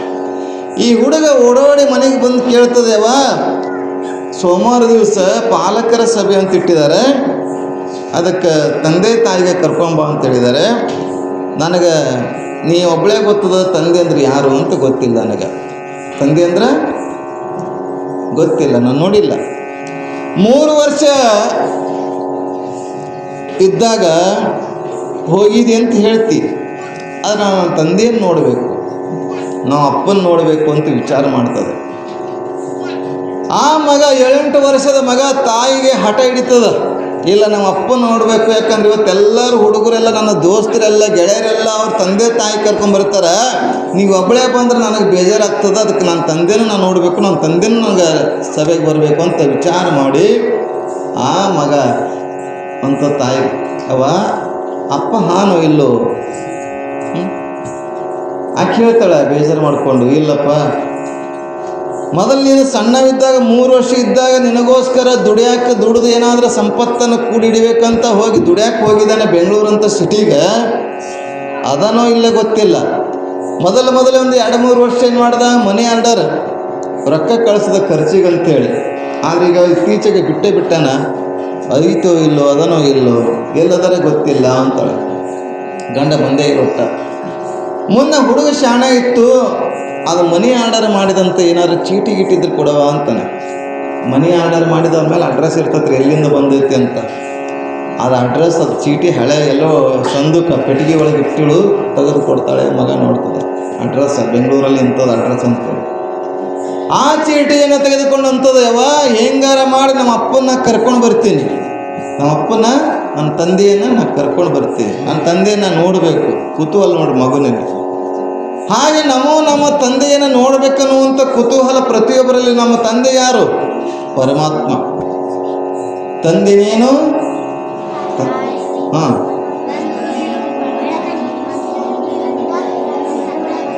ಮತ್ತೆ ಕಣ್ಣಿಗೆ ಕಾಣಗತ್ತೀವಿ ಅಲ್ಲನು, ಅಪ್ಪ ಅಮ್ಮ ಅಲ್ಲನು. ತಂದೆ ಪರಮಾತ್ಮ ಇದ್ದಾನೆ. ಅಂಥ ತಂದೆ ನೀನು, ತಾಯಿ ನೀನು, ಬಂಧು ನೀನು, ಬಳಗ ನೀನಲ್ಲದೆ ಮತ್ತಾರು ಇಲ್ಲವೇ ಅಂತ ಬಸವಣ್ಣರು ಹೇಳಿದಾಗೆ, ನನ್ನ ತಂದೆಯನ್ನು ನಾನು ನೋಡಬೇಕು ಅಂತ ಆ ವಿಚಾರ ಹುಡುಗ ಆ ಚೀಟಿಲಿರ್ತಕ್ಕಂಥ ಅಡ್ರೆಸ್ ತಗೊಂತಾನ. ಮುಂದೆ ಬ್ಯಾಡಪ್ಪ ಅಂತ ತಾಯಿ ಅಂತಾಳೆ, ಎಲ್ಲಿ ಹೋಗ್ತೀವೋ? ಭಾಳ ದೊಡ್ಡ ಇದನ್ನು ಹಳ್ಳಿ, ಸಣ್ಣ ಗುಣಕಿ ಊರಂಗಿಲ್ಲ, ವಿಜಯಪುರದಂಗೂ ಇಲ್ಲ, ದೊಡ್ಡ ಸಿಟಿ ಅದ, ರಾಜಧಾನಿಯಲ್ಲಿ ಎಲ್ಲಿ ಹುಡುಕ್ತಿದ್ದು? ದೊಡ್ಡ ಊರದು, ಬೇಡ ಅಂತಾಳೆ. ಇಲ್ಲ, ನಮ್ಮ ಅಪ್ಪನ ನೋಡೇಬೇಕು ಅಂತ, ನಮ್ಮ ಅಪ್ಪನ ನೋಡೇಬೇಕು. ಹೀಗ ಹಠ ಹಿಡಿತು ಮಗು. ಆಯ್ತಪ್ಪ ಹೋಗುವಂತಂತಾಳೆ. ಒಂದಿಷ್ಟು ತಿನ್ನಾಕ ಕೈ ಚೀಲದಾಗ ಚೂಡ ಉಂಡಿ ಎಲ್ಲ ಇದು ಮಾಡಿರಲಿಲ್ಲ, ಚೂಡ ಉಂಡಿ ಮಾಡ್ರಿ ಮನ್ಯಾಗ, ಅವೆಲ್ಲ ಏನು ಮಾಡ್ತಾರೆ ಬ್ಯಾಗ್ನಾಗ ಹಾಕಿ ಕೊಡ್ತಾಳೆ. ಹೋಗಪ್ಪ, ಹಂಗೆ ಹೋಗ್ಬೇಡ, ಸಿಕ್ಕರೆ ಇದು ಕೊಡು, ನೀನು ತಿನ್ನು, ಹಸುವೆ ಆದಾಗ ಗಾಡ್ಯಾಗ ಅಂತ ಹೇಳಿ ಕಳಿಸ್ತಾಳೆ. ವಿಜಯಪುರ ಹೋಗಿ ಸ್ಟೇಷನ್, ರೈಲ್ವೆ ಸ್ಟೇಷನ್ದಾಗ, ವಿಜಯಪುರಕ್ಕೆ ರೈಲ್ವೆ ಸ್ಟೇಷನ್ದಾಗ ಬೆಂಗಳೂರು ಟ್ರೈನ್ ಹತ್ತಿ ಕೂಡ್ತದ ಮಗ. ಬೆಂಗಳೂರು ಟ್ರೈನ್ ಹತ್ತಿ ಕೂಡ್ತು. ಎಷ್ಟೊತ್ತು ಕೂಡ್ತಾನವ? ಕೂತ ಎಲ್ಲರೂ ಮಲ್ಕೊಂಡ್ರು. ಇವನು ಮಂದಿ ನೋಡಿ ಮಲ್ಕೊಳ್ಳೋ ಶುರು ಮಾಡ್ದ. ಇವನು ಮಲ್ಕೊಂಡ. ಬೆಂಗಳೂರು ಬಂತು, ಎಲ್ಲರೂ ಇಳಿದು ಹೋದರು. ಇದಕ್ಕೆ ಯಾರು ಎಬ್ಬಿಸ್ಬೇಕು? ಪಾರಾಗ ಹುಡುಗ ಮಲ್ಕೊಂಡೈತಿ.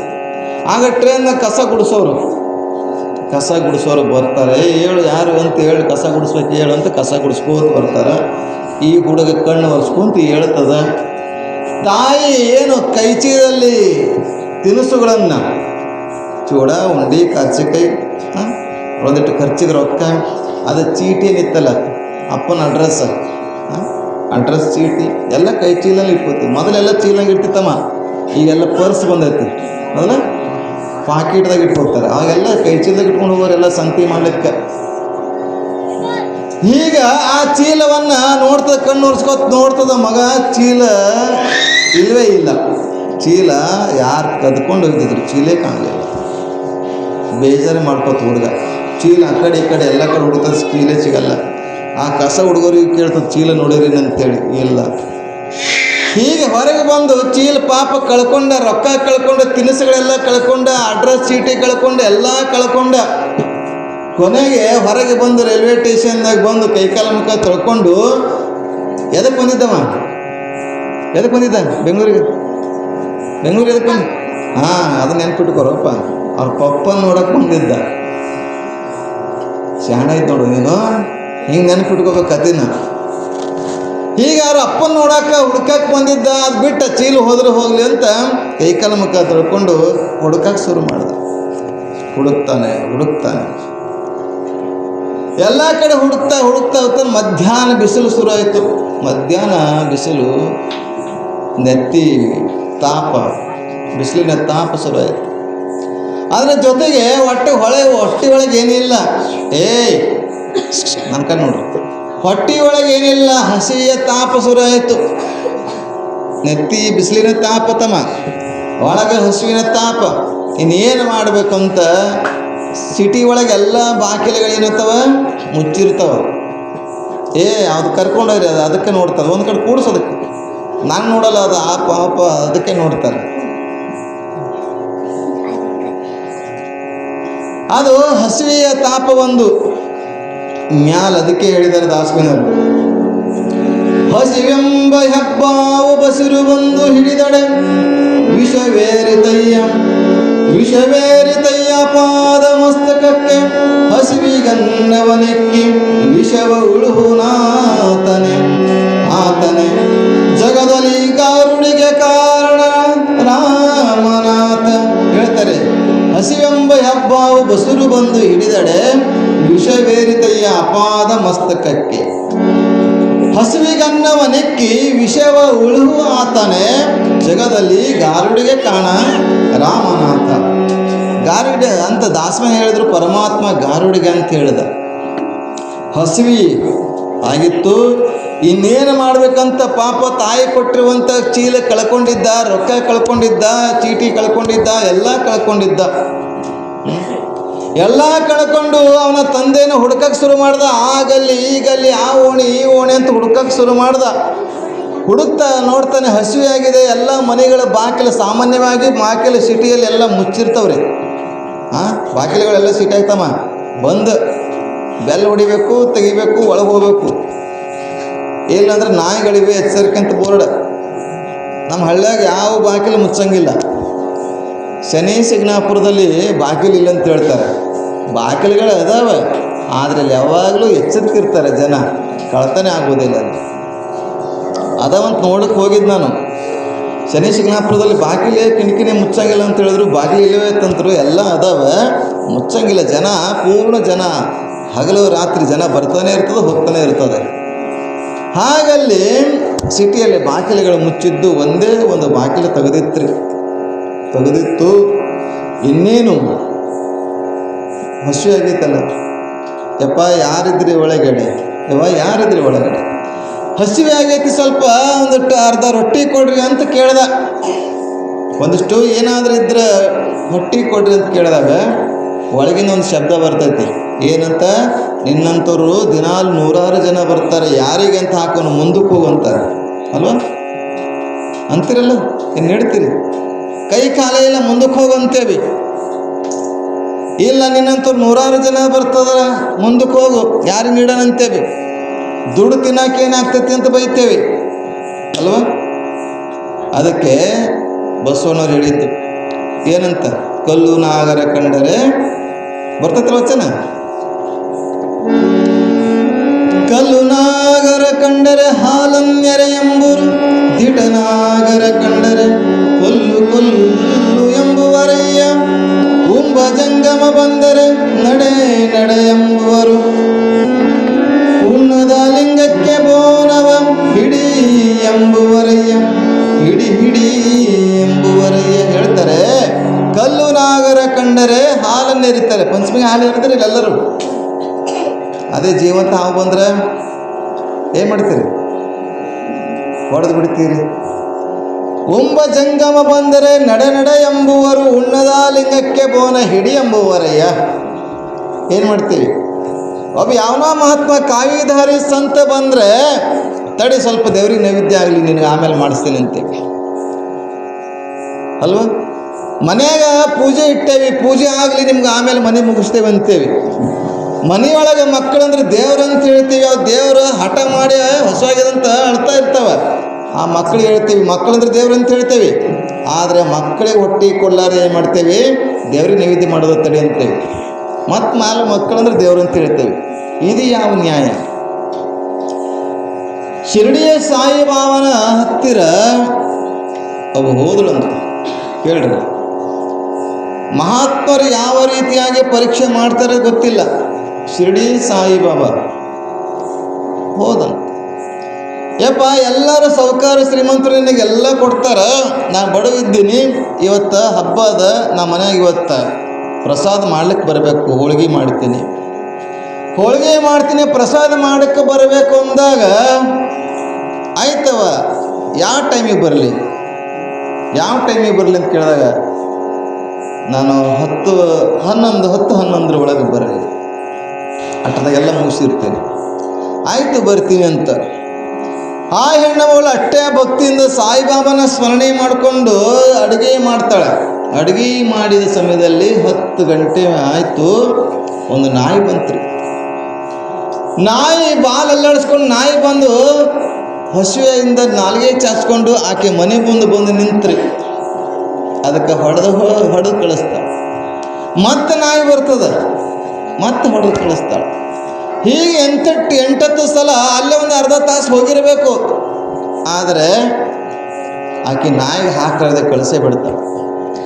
ಕೊನೆಗೆ ಸಾಯಿಬಾಬನ ಹತ್ತಿರ ಹೋಗಿ ಕೇಳ್ತಾಳೆಪ್ಪ, ಟೈಮ್ ಆಗದೆ ಇನ್ನೂ ಬಂದಿಲ್ಲ ಅಂತ ಕೇಳಿದಾಗ, ಯವ್ವ ನಾ ಬಂದಿದ್ದ ನಿನಗೆ ನೋಡೋಕೆ ಬರಲಿಲ್ಲ, ನಾನು ಬಂದಿದ್ದ, ನೀ ಟೈಮ್ ಏನು ಹೇಳಿದೆ 10ರಿಂದ 11 ತಿಳಿದೆ, 10 ಗಂಟೆ ಕರೆಕ್ಟ್ ನಿಮ್ಮ ಮನೆಯಲ್ಲಿದ್ದ, ನನಗೆ ಗೊತ್ತಾಗಲಿಲ್ಲ.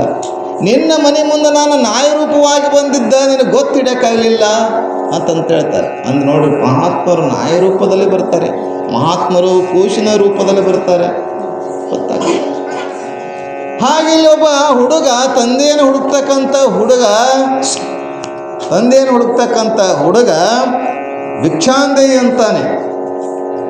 ನಿನ್ನಂಥವ್ರು 100 ಜನ ಬರ್ತಾರೆ, ಹೋಗು, ನಿನ್ನಂಥವ್ರು ಸಾಕಷ್ಟು ಜನ ಬರ್ತಾರೆ, ಯಾರಿಗಂತ ಕೊಡೋದು ಕೇಳಲ್ಲ. ಹುಡುಗ ಹೊರಗೆ ಬಂದು ಹೊಡಿತಾನೆ. ಮುಂದಕ್ಕೆ ಹೋಗಿ ಏನಾಗೈತೆ ನನಗೆ, ದುಡ್ಡು ತಿನ್ಬೇಕು, ಅಲ್ಲಿ ಇಲ್ಲಿ ಕೆಲಸ ಮಾಡಬೇಕು, ಬಡಿತಾನೆ, ನುಗ್ಗಿಸ್ತಾನೆ. 8 ಸಲ ಹಿಂಗೆ ಮುಂದಕ್ಕೆ ನುಗ್ಗಿಸ್ತಾನೆ, ಮುಂದಕ್ಕೆ ಹೋಗ್ತಾನೆ, ಮತ್ತೆ ಹೋಗ್ತದೆ, ಮತ್ತೆ ಬರ್ತದೆ ಹುಡುಗ. ಹೀಗೆ ಮಾಡೋದ್ರಾಗ ಏನಾಯ್ತು ಅಂತಂದ್ರೆ ಹುಡುಗ ಮುಂದಕ್ಕೆ ಹೋಗ್ಲಿಲ್ಲ ರೀ. ಯಾಕಂದ್ರೆ ಎಲ್ಲ ಮನೆ ಬಾಗಿಲು ಮುಚ್ಚಿದ್ದು, ಬಾಗಿಲು ತೆಗೆದಿದ್ದೀವಿ, ಇದು ಒಂದೇ ಮನೆ. ಹೀಗಿರುವಾಗ ಅಲ್ಲಿ ಏನಾಗ್ತಂತ ಅಂತ ಕೇಳಿದ್ರೆ, ಈ ಹುಡುಗ ಹೊಡೆದ್ರು ಹೋಗಂಗಿಲ್ಲ, ಏನು ಮಾಡಿದ್ರು ಹೋಗುವುದಿಲ್ಲ ಅಂತ ತಿಳ್ಕೊಂಡು ಪಾಪ ಈ ಮನುಷ್ಯ ಇಟ್ಟು ಹೊಡೆದ್ರು ಇಟ್ಟು ಬೈದ್ರು ಹೋಗ್ತಾ ಇಲ್ಲ ಅಂತೇಳಿ ಏನೋ ಕೊನೆಗೆ ಒಂದು ನಿನ್ನೆಯ ರೊಟ್ಟಿ ಪಲ್ಯ ಏನು ಉಳಿದಿತ್ತಲ್ಲ ಅದು ತಂದು ಕೈಯಾಗ ಕೊಡ್ತಾನೆ. ತೋಪ ಇಟ್ಟು ಹೊಡೆದ್ರು ಬೈಯಲ್ಲ, ನಿನಗೆ ನಾಚಿಕೆನೇ ಇಲ್ಲ, ತಗೋ ಅಂತೇಳಿ ಕೊಡ್ತಾನೆ. ಪಾಪ ಹೊಟ್ಟೆ ಹಸ್ತಿತ್ತು. ಹಸಿವೆ ಆದಾಗ ಗೊತ್ತು ಏನಿದ್ರು ಎಲ್ಲ ಅಮೃತ ಆಗ್ತೈತಿ. ಹುಡುಗ ಆ ರೊಟ್ಟಿ ಪಲ್ಯ ತಿಂತಾ ಇರ್ತೈತಿ. ತಿನ್ನಬೇಕಾದ್ರೆ ಈ ಮನುಷ್ಯ ಸುಮ್ಮನೆ ಇರಬೇಕಿಲ್ಲ. ಕೇಳ್ತಾನೆ, ಏನು ನಿನ್ನ ಹೆಸರು ಅಂತ ಕೇಳ್ತಾನೆ, ಯಾವರು ಅಂತ ಕೇಳ್ತಾನೆ, ಯಾರು ನಿಮ್ಮಪ್ಪ ನಿಮ್ಮವ್ವ ಯಾರು ಅಂತ ಕೇಳ್ತಾನೆ. ಹೀಗೆ ಒಂದೊಂದು ಕೇಳ್ತಾ ಇರಬೇಕಾದ್ರೆ ಈ ಮನುಷ್ಯನ ಕಣ್ಣಲ್ಲಿ ತನ್ನಷ್ಟಕ್ಕೆ ನೀರು ಹರಿದಿವಂತೆ. ತನ್ನಷ್ಟಕ್ಕೆ ನೀರು ಹರಿದು ಆ ಹುಡುಗನ ಅಪ್ಪಿಕೊಂಡು ಅಳಕ್ಕೆ ಶುರು ಮಾಡ್ದಂತೆ. ಯಾರಿಗಾಗಿ ಅವನು ಹುಡುಕ್ತಾ ಹೋದನೋ ಆ ಹುಡುಗ ಆ ಅಪ್ಪನೇ ಅವನು ಆಗಿದ್ದನ್ನೋಗೋಸ್ಕರ ಅವನು ಅಪ್ಪಿಕೊಂಡು ಅಳಕ್ಕೆ ಶುರು ಮಾಡ್ದಂತ, ನೀನು ಬಂದು ನನಗೆ ನೆನಪಿಡ್ಲಿಕ್ಕಾಗಲಿಲ್ಲ, ಗುರುತಿಡ್ಲಿಕ್ಕಾಗಲಿಲ್ಲ ಮಗನೇ ಅಂತ ಅಳಕ್ಕೆ ಶುರು ಮಾಡ್ದಂತ. ಒಬ್ಬ ತಂದೆಯನ್ನು ನೋಡಕ್ಕೆ ಹೋದಾಗ ಎಷ್ಟು ಕಷ್ಟಪಟ್ಟ ಹುಡುಗ ತಂದರೆ ಈ ಜಗತ್ತು ನಿರ್ಮಾತ್ರ ಮಾಡಿರ್ತಕ್ಕಂಥ ಪರಮಾತ್ಮ ನೋಡಬೇಕಾದ್ರೆ ಎಷ್ಟು ಕಷ್ಟಪಡಬೇಕು ನೀವೇ ವಿಚಾರ ಮಾಡಿ. ಸಾಮಾನ್ಯವಾಗಿ ಇದು ಇರ್ತದೆ. ಹಾಗಿಲ್ಲಿ ಅಕ್ಕ ಮಾರಿ ನಾ ಇದ್ದ ಫಲವೇನು ನಿಮ್ಮ ನೆನವಿಲ್ಲದನಕ್ಕ ಅನ್ನುವ ಹಾಗೆ ಇವತ್ತು ಅಲ್ಲಮ ಪ್ರಭು ಅಂತ ಮಹಾತ್ಮರು ಜನಿಸಿದರತಂದರೆ ಆ ತಂದೆ ತಾಯಿಗಳು ಎಷ್ಟು ಪರಮಾತ್ಮನ ಸ್ಮರಣೆ ಮಾಡಿರಬಾರ್ದು. ನೀವೆಲ್ಲ ಶ್ರಾವಣ ಮಾಸದಾಗ ಹಿಂಗೆ ಕೂಡ್ತಿರಿ ಕಾಣ್ತದೆ, ಮತ್ತೆ ಆ ಟೈಮ್ನಾಗ ಕೂಡಲ್ಲ ಅನ್ನಿಸ್ತದೆ. ಶ್ರಾವಣ ಮಾಸದಾಗ ಅಷ್ಟೇ ಅಲ್ಲ, ದಿನನಿತ್ಯ ಕೂಡಬೇಕು. ಒಂದು ಅಕ್ಕನ ಬಳಗವನ್ನು ಮಾಡಿರಿ, ಅಣ್ಣನ ಬಳಗಂತ ಹಾಡ್ತಾ ಇರ್ತದೆ, ಅಕ್ಕನ ಬಳಗವನ್ನು ಪ್ರಾರಂಭ ಮಾಡಿರಿ, ಹಾಡ್ತಾ ಇರಬೇಕು. ಹಾಡಿದರೆ ಎನ್ನ ಒಡೆಯನ ಹಾಡುವೆ ಅಂತಂದರು, ಬೇಡಿದಡೆ ಎನ್ನ ಒಡೆಯನ ಬೇಡುವೆ. ಹೀಗೆ ಹಾಡಬೇಕು, ಅವನ ಸ್ಮರಣೆಯನ್ನು ಮಾಡಬೇಕು, ಅವನ ಸ್ತೋತ್ರವನ್ನು ಮಾಡಬೇಕು. ಇಲ್ಲಿ ನಿರಹಂಕಾರ ಸುಜ್ಞಾನಿ ದೇವಿ ಸತತವಾಗಿ ಅಲ್ಲಮ ಪ್ರಭುವಿನ ಸಂಸ್ಕಾರವನ್ನು ಕೊಡುತ್ತಾ ಭಗವಂತನ ಸ್ಮರಣೆಯನ್ನು ಮಾಡುತ್ತಾ ಅವನಿಗೂ ಕೂಡ ಭಗವಂತನ ಸ್ಮರಣೆಯನ್ನು ಮಾಡಬೇಕು. ನೀವು ಮಕ್ಕಳಿಗೆ ದೇವರ ಪೂಜೆ ಮಾಡಿಸೋದಾಗಲಿ, ನೀವೆಲ್ಲ ಲಿಂಗ ಪೂಜೆ ಮಾಡ್ತೀರಿ, ನೀವೆಲ್ಲ ಮಾಡ್ತೀರಿ ಶಿವ. ನೀವು ಲಿಂಗ ಪೂಜೆ ಮಾಡ್ಬೇಕಾದ್ರೆ ಸಣ್ಣ ಸಣ್ಣ ಮಕ್ಕಳಿದ್ದು ಅಂದ್ರೆ ಅವ ಏನು ಮಾಡ್ತಾವೆ, ಅವು ನಮ್ಮ ಹತ್ತಿರ ಬಂದು ಕೂಡ್ತವೆ, ಅವನು ಒಂದಿಟ್ಟು ಲಿಂಗ ಪೂಜೆ ಮಾಡ್ಕೊಂಡಾಗ ಮೈ ತುಂಬ ಇಬ್ಬು ತಚ್ಕೋತವೆ. ನೀವೇನು ಮಾಡಲ್ಲ ಅಂದ್ರೆ ಅವೆಲ್ಲ ಇಬ್ಬು ತಚ್ತವೆ. ನೀವೆಲ್ಲ ಪೌಡರ್ ಸುಣ್ಣ ಹಚ್ಕೊಟ್ರೆ ಅವರು ಕೂಡ ಪೌಡರ್ ಸುಣ್ಣ ಹಚ್ಕೋತಾರೆ. ನೀವು ಇಬ್ಬು ಹಚ್ಕೊಂಡ್ರೆ ನೀವು ಹಚ್ಕೋತೀರಿ, ಹೌದಲ್ಲ? ಅಪ್ಪ ಅಮ್ಮ ಏನು ಮಾಡ್ತಾರೆ, ಮಕ್ಕಳು ಮಾಡ್ತವೆ. ಅಂಥ ಸಂಸ್ಕಾರವನ್ನು ತಂದೆ ತಾಯಿಗಳು ಕೊಡ್ತಾ ಹೋಗ್ತಾರೆ. ಮಗ ಬೆಳೀತಾ ಹೋಗ್ತಾನೆ. ಅವರ ಕುಟುಂಬದ ಕಾಯಕ ಅಂದರೆ ಮದ್ದಳೆ ಬಾರಿಸುವಂಥ ಕಾಯಕ, ಮದ್ದಳೆ ಬಾರಿಸುವ ಕಾಯಕ. ಅವರು ಮದ್ದಳೆಯನ್ನು ಬಾರಿಸುವುದನ್ನು ಕಲಿತಾನೆ. ಅತ್ಯಂತ ಸುಂದರವಾಗಿ ಆ ಮದ್ದಳೆ ಬಾರಿಸ್ತಾನೆ. ಅವನ ಮದ್ದಳೆ ಧ್ವನಿಗೆ ಅನೇಕರು ಕೂಡ ಮಾರು ಹೋಗಿರ್ತಾರೆ. ಈ ಕಡೆ ಮಾಯಾದೇವಿ ಜನನ ಆಗಿದೆ. ಮಾಯಾದೇವಿ ತಂದೆ ತಾಯಿಗಳ ಹೆಸರೇನಪ್ಪ? ನನಗೇನು ಗೊತ್ತ್ರಿ? ನಿಮಗೆ ಗೊತ್ತು, ನೀವು ಗೊತ್ತದತ್ತೆ ನಿಮ್ಗೆ ಮ್ಯಾಲೆ ಕೂಡಿಸಿದೆಯಲ್ಲ. ನನಗೆ ಗೊತ್ತಿದ್ರೆ ನಾನೇ ಮ್ಯಾಲೆ ಕೂಡ್ತಿದ್ದಂತೇನು? ನಿಮಗೆ ಗೊತ್ತು. ಮಾಯಾದೇವಿಯ ಅಹಂಕಾರ, ಮಾಯಾದೇವಿ ಮೋಹಿನಿ ದೇವಿಯ ಮಗಳು. ಅಹಂಕಾರ ಮೋಹಿನಿ ದೇವಿಯ ಮಗಳು ಮಾಯಾದೇವಿ ಜನಿಸಿದಾಗ ಎಲ್ಲರೂ ಹೇಗಾಗಿತ್ತಂದ್ರೆ ಚಿತ್ತ ಚಂಚಲ ಆಗಿತ್ತಂತ. ಮಹಾತ್ಮರು ಹುಟ್ಟಿದಾಗ ಕೊನುರುತ್ತದೆ, ಹಸು ಕೂಡ ಬರಡಾದಂಥ ಹಸು ಕೂಡ ಹಾಲು ಕೊಡುತ್ತದೆ. ಆದರೆ ಮಾಯಾದೇವಿ ಜನಿಸಿದಾಗ ಎಲ್ಲ ತಪಸ್ವಿಗಳ ಚಿತ್ತ ಚಂಚಲ ಆಯಿತಂತ, ಅಲ್ಲೋಲ ಕಲ್ಲೋಲ ಆಯ್ತಂತ. ಪುಷ್ಪ ಬಾಣಗಳನ್ನು ಸುರಿತಾನಂತ ಭಗವಂತ. ಮನಸ್ಸು ಚಂಚಲ ಆದಾಗ ಋಷಿ ಮುನಿಗಳು ಒಬ್ಬರಿಗೊಬ್ಬರು ಮಾತಾಡ್ತಾರೆ. ಯಾಕೆ ಗುರುಗಳೇ? ಮನಸ್ಸು ತಪಸ್ಸಿನಲ್ಲಿ ನಿಗ್ರಹ ಆಗ್ತಾರೆ, ಮನಸ್ಸು ನಿಗ್ರಹ ಆಗ್ತಾ ಇಲ್ಲ. ಏನಾಗಿರ್ಬೋದು ಅಂತ ಅವರು ನೋಡ್ತಾರೆ. ಜ್ಞಾನ ಕಣ್ಣಿನಿಂದ ಮಾಯಾದೇವಿ ಜನಿಸಿದ್ದಾರೆ. ಯಾಕೆ ಜನಿಸಿದಾರೆ ಅಂತ ಕೇಳಿದಾಗ ಅಲ್ಲಮ ಪ್ರಭು ಶಿವನ ಸಾತ್ವಿಕ ರೂಪದಿಂದ ಶಿವನೇ ಈ ಧರೆಗೆ ಅಲ್ಲಮ ಪ್ರಭುವಿನ ರೂಪದಲ್ಲಿ ಬಂದಿದ್ದಾನೆ. ಪಾರ್ವತಿ ಪರಮೇಶ್ವರರು ಕೈಲಾಸಲಿಗೆ ಒಬ್ಬರಿಗೊಬ್ಬರು ಚರ್ಚೆ ಮಾಡಿದಾಗ ನನ್ನನ್ನು ಗೆಲ್ಲುವಂಥವ್ರು, ಮಾಯನ ಗೆಲ್ಲುವಂಥವ್ರು ಈ ಜಗತ್ತಿನಲ್ಲಿ ಯಾರು ಇದ್ದಾರೆ ಅಂತ ಕೇಳಿದ್ದಾರೆ. ಅಂದರೆ ಗುರುಗಳು ಆ ಋಷಿ ಮುನಿಗಳಿಗೆ ಹೇಳ್ತಾರೆ, ತಪಸ್ಸಿಗೆ ಭಂಗ ಆಯಿತು, ಮನಸ್ಸು ಚಂಚಲ ಆಗಿದೆ. ಇದಕ್ಕೆ ಕಾರಣ ಏನಂತ ಕೇಳಿದಾಗ ಇಲ್ಲಿ ಪರಮೇಶ್ವರ ಪಾರ್ವತಿಯವರು ಹೀಗೆ ಮಾತಾಡ್ತಿದ್ದಾರೆ. ಅವರ ಚಿತ್ತ, ಅವರ ಮಾಯಾಮೋಹವನ್ನು, ಮಾಯನ್ನು ಗೆಲ್ಲುವಂಥವ್ರು ಜಗತ್ತಿನಲ್ಲಿ ಯಾರು ಇದ್ದಾರೆ ಅಂತ ಕೇಳಿದಾಗ ಅಲ್ಲಮ ಪ್ರಭುವಂತ ತೋರಿಸ್ತಾನೆ ಭಗವಂತ. ಅಲ್ಲಮ ಪ್ರಭುವನ್ನು ಮಾಯೆಯನ್ನು ಗೆದ್ದವನು ಅಂತ ಹೇಗೆ ಹೇಳ್ತಾನೆ ನೋಡೋಣ ಅಂತ ಪಾರ್ವತಿ ತನ್ನ ತಾಮಸಿಕ ರೂಪವನ್ನು ಮಾಯಾ ರೂಪದಿಂದ ಕಳಿಸಿರ್ತಾಳೆ ಈ ಭೂಲೋಕಕ್ಕೆ. ಮೋಹಿನಿ ದೇವಿ ಅಹಂಕಾರ. ಮೋಹಿನಿ ದೇವಿಯ ಮಗಳಾಗಿ ರಾಜಕುಮಾರಿಯಾಗಿ ಹುಟ್ಟಿದಾಳೆ. ಇವತ್ತು ಆ ಕುಮಾರಿ ಹುಟ್ಟಿದ ಕೂಡ ಈಗ ಮನಸ್ಸು ಚಂಚಲ ಆಗಿದೆ. ಆ ಮಗುವಿನ ನೋಡಿದರೆ ಸಾಕು ಎಲ್ಲರ ಆಕರ್ಷಣೆಯಿಂದ ಕೂಡಿರುವಂಥ ಲಕ್ಷಣ. ಭಾಳ ಕೆಲವರು ಅದಕ್ಕೆ ಅಂಕಿನಿ, ಶಂಕಿನಿ, ಢಾಕಿನಿ, ಪಿಶಾಚಿನಿ ಅಂತ ಶರೀಫರು ಕೂಡ ಆಡ್ತಾರೆ. ಹೆಣ್ಣು ಅಂತಂದು ಒಂದು ರೂಪದ 5-6 ಥರದ ವಿಭಾಗ ಮಾಡ್ತಾರೆ. ಹೀಗೆ ಎಲ್ಲ ಮೋಹವನ್ನು ಯಾರೇ ತಪಸ್ಸುಗಳಿರಲಿ, ಯಾರೇ ಋಷಿ ಮುನಿಗಳಿರಲಿ, ಆ ಮನಸ್ಸನ್ನು ಚಂಚಲಗೊಳಿಸುವಂಥ ರೂಪವನ್ನಿರ್ತಾನೆ. ಶುಕ್ರ ವಿಶ್ವಾಮಿತ್ರನ ತಪಸ್ಸನ್ನೇ ಭಂಗ ಮಾಡಿದಳು ಯಾರು? ಮೋಹಿನಿ ದೇವಿ. ವಿಶ್ವಾಮಿತ್ರ ತಪಸ್ಸನ್ನೇ ಕಳ್ಕೊಂಡ. ಒಂದು ಹೆಣ್ಣು ಹೆಂಗತ್ತಂದ್ರೆ ತಾಯಿಯಾಗಿಯೂ ಇರ್ತಾಳೆ. ಅದಕ್ಕೆ ಬಸವಣ್ಣ ಹೇಳಿದರು, ಮಗಳಾಗಿ ಹುಟ್ಟಿದಳು ಮಾಯೆ, ತಾಯಿಯಾಗಿ ಹುಟ್ಟಿದಳು ಮಾಯೆ, ಹೆಂಡತಿಯಾಗಿ ಹುಟ್ಟಿದಳು ಮಾಯೆ. ಈ ಮಾಯೆಯನ್ನು ಕಳೆವಡೆ ನನಗೆ ಶಕ್ತಿ ಇಲ್ಲ, ಹೆಣ್ಣಾಳವಲ್ಲ. ಮಾಯೆ ತಾಯಿಯಾಗಿ, ಹೆಂಡತಿಯಾಗಿ, ಮಗುವಾಗಿ ಇರ್ತಾಳೆ. ಮೂರೂ ಹೆಣ್ಣಿನ ರೂಪವೇ ಇದೆ. ಆದರೆ ಮಕ್ಕಳ ಮೇಲಿನ ಮೋಹ ಕಡಿಮೆ ಆಗಂಗಿಲ್ಲ, ತಾಯಿ ಮೇಲಿನ ಮೋಹ ಕಡಿಮೆ ಆಗುವುದಿಲ್ಲ, ಹೆಂಡತಿ ಮೇಲಿನ ಮೋಹ ಕಡಿಮೆ ಆಗುವುದಿಲ್ಲ. ಈ ಮೋಹ ಕಡಿಮೆ ಆಗಬೇಕಾಗಿತ್ತಂದ್ರೆ ರಾಗದಿಂದ ಬೇರೆನ್ನೂ ಬಹುಬೀಜ ಉಂಟೆ, ರಾಗ ಕಡಿಮೆ ಆಗ. ಸಂಸಾರ ವಿಷಯದಲ್ಲಿ ಧನ ಕನಕ ವನಿತಾದಿಗಳ ಮೇಲೆ ರಾಗ ಇದೆ. ಆ ರಾಗವನ್ನು ಕಳ್ಕೊಳ್ಬೇಕಾಗಿತ್ತಂದ್ರೆ ವಿರಾಗಿಗಳಾಗಿರ್ಬೇಕು. ಆ ರಾಗಕ್ಕೆ ಏನು ಅಡ್ಡಿಗಳಿದಾವ, ರಾಗಕ್ಕೆ ಯಾವುದನ್ನು ಮನಸ್ಸನ್ನು ಸೋಲ್ತಾ ಇದೆಯೋ ಆ ವಸ್ತುಗಳನ್ನು ದೂರ ಸರಿಸ್ತಾ ಹೋಗಬೇಕು.